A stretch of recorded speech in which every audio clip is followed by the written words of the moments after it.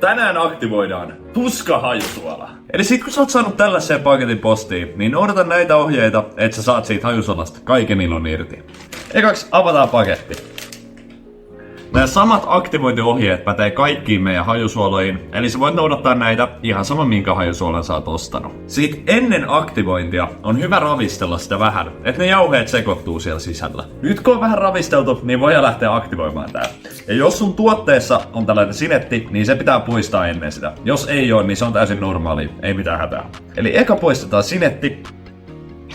Sitten sen jälkeen sinne lisätään noin puolikorkillista vettä, mutta jos sulla on tällainen mittapipetti, niin sä voit mitata sinne 7 millilitraa. Sen jälkeen sulje korkki tiiviisti ja lähde ravistelemaan sitä tuotetta noin puoleksi minuutiksi. Tässä vaiheessa sä saatat huomata, että tää purkki alkaa vuotaa vähän jo ammoniakkia ja tää saattaa vähän lämmetä.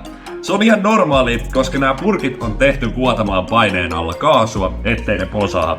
Eli sen takia sieltä vuotaa sitä kaasua. Sitä ei tarvitse pelätä. Kun tätä on ravisteltu noin puoli minuuttia, niin nyt sä voit hetkeksi antaa tän tekeytyä. Ihan noin parikymmentä sekkaakin riittää. Se ei ole mitään sellaista tarkkaa lukemaa, mutta anna se hetki istua ennen kuin sä avaat sen. Sitten voidaankin lähteä jo avaamaan ja haistamaan tätä tuotetta. Mutta ennen kuin sitä haistetaan, niin kannattaa päästää ne isoimmat kaasut pois vähän kauempana sun kasvoista, ettei sieltä lennä mitään nesteitä silmiin.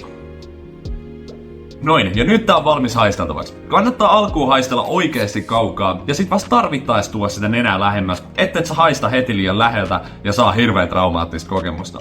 Jos teit haistaa liian läheltä, se ei ole millään tavalla hengenvaarallista, se vaan tuntuu todella ikävältä. Ihan niinku ois vetänyt uimahallis vettä nenää. Eli nyt lähdetään haistelemaan sitä oikeaoppisesti sen 15-20 senttimetrin etäisyydeltä.